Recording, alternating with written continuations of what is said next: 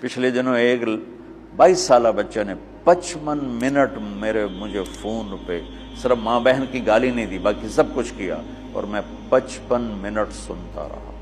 ایک ہفتہ میرے سر کا درد نہیں گیا۔ 55 منٹ، اور 22 سال کا ان پڑھ نوجوان وہ بکواس کرتا گیا اور میں 55 منٹ میں سنتا ہی رہا۔ ہر تھوڑی دیر بعد میں کہتا بیٹا کو ٹھنڈے تو ہو جاؤ، کوئی ہنس کے تو دکھا دو، کوئی آؤ کوئی پیار محبت کی بات بھی کر لیں۔ آخر میں جا کر کہنے لگا ایک بات ہے کہ آپ کا صبر بہت بڑا ہے، آپ نے مجھے بہت برداشت کیا۔ دعوت دینے میں داعی ذلیل ہوتا ہے، جس کو دعوت دی جا رہی وہ اس کو ہم احترام دیتے ہیں، عزت دیتے ہیں۔ شرابی آ رہا ہے ہم عزت دے رہے ہیں، جواری آ رہا ہے، زانی آ رہا ہے، سود خور آ رہا ہے، تشریف لائیے بیٹھ چیز۔ تو تیسری بات یہ چاہتا ہوں کہ آپ کا تبلیغ میں جانے کا جو جذبہ ہے وہ نبیوں والا ہو۔ یہ بات کے جذبے بنے ہیں، پڑھانے بیٹھ جاؤں، پڑھنے بیٹھ جاؤں، کتاب لکھوں، کوئی کہیں ممبر پہ بیٹھ جاؤں، کہیں خطابت پہ بیٹھ جاؤں، کہیں درس قرآن مل جائے، کہیں دارالافتاء مل جائے، یا کسی شیخ کا مرید ہو جاؤں تو مجھے خلافت مل جائے اور میری پیری مریدی بھی چل جائے۔ یہ بہت بات کے جذبے ہیں۔ میرے نبی اور صحابہ تھا کبھی عرش پر کبھی فرش پر، کبھی ان کے در کبھی در بدر، غم عاشقی تیرا شکریہ میں کہاں کہاں سے گزر گیا۔ کہیں راستوں میں تنہا، کہیں ہوں ورود صحرا، میں جنوں کا ہم سفر ہوں، میرا کوئی گھر نہیں ہے۔ یہ جذبہ پیدا کرنا چاہتا ہوں، کیونکہ جو کام آدمی کرنا چھوڑ دیتا ہے وہ پھر ذہنوں سے نکل جاتا ہے، پھر ایسا نکلتا ہے کہ وہ بھولنا بھی۔ اب میں بے شمار حدیثیں بھول چکا ہوں، اللہ کا فضل ہے پاکستان میں سب سے پہلے حدیث کی نص کو بیان میں اللہ نے میرے ذریعے سے پیش کروایا، ورنہ کوئی عالم حدیث حضور نے فرمایا کہ جو 5 وقت نماز پڑھے گا اس کے گناہ معاف ہو جائیں گے، اس طرح تو بیان ہوتی تھی، لیکن اس کو اس کی نص کے ساتھ من قام رمضان ایمانا واحتسابا غفر له ما تقدم من ذنبه۔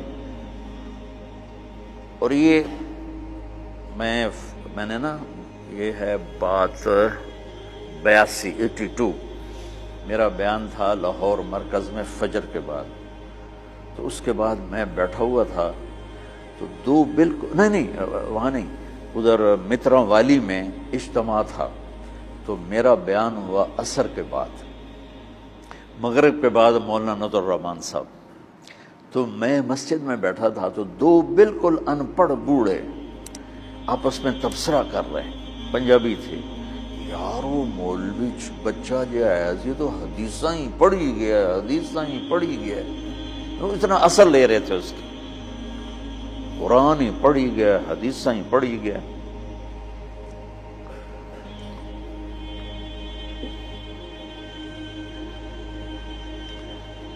تو تمہارے تبلیغ میں جانے کی بشاشت وہ اس کا سبب نص قرآن ہو اور فرمان رسول ہو۔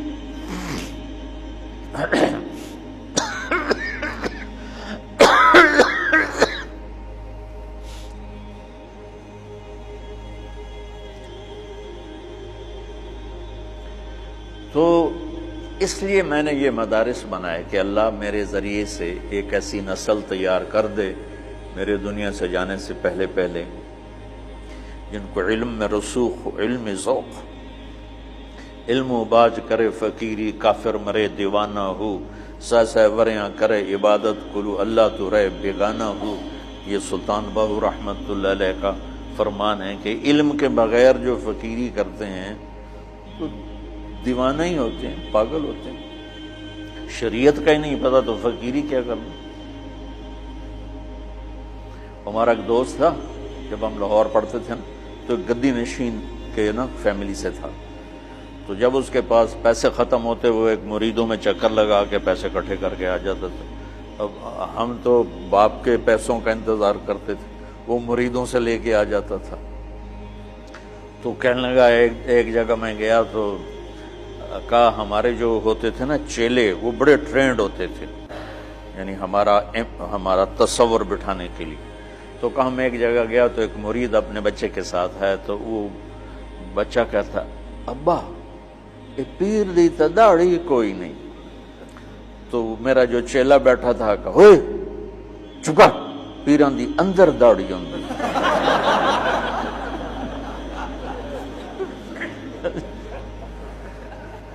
پیران دی اندر داڑھی ہوندی۔ تو علم و باج کرے فقیری، کافر مرے دیوانہ ہو۔ میں چاہتا ہوں آپ قرآن سے جڑو، آپ سیرت پاک سے جڑو اللہ کے واسطے۔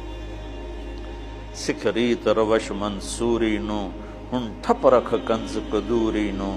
ہادی نہ سمجھ ہدایہ، کافی نہ سمجھ کفایہ۔ کافیہ کو نا وزن شعر کی وجہ سے تبدیل کیا ہے۔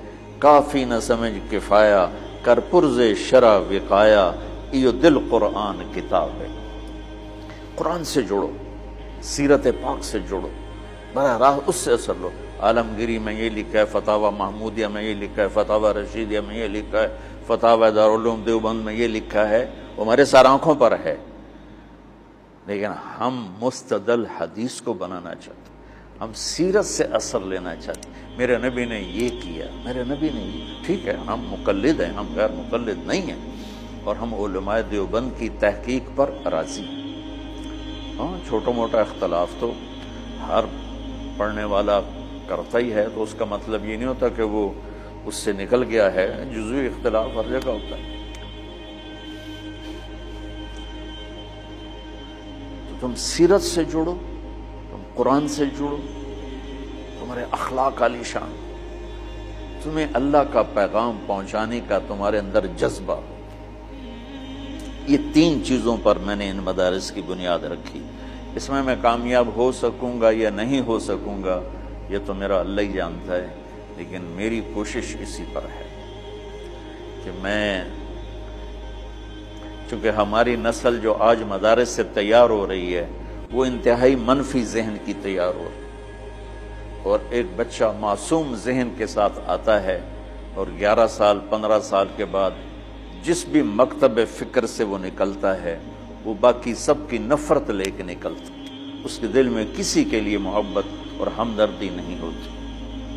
اور یہ کتنی نادانی کی بات کہ اگر میں اپنے آپ کو اہل حق میں سے سمجھتا ہوں تو میرے ذمہ ہے کہ میں ان کی ہمدردی اور محبت میرے اندر اتری ہوئی جن کو میں اس راستے سے ہٹانا چاہتا ہوں،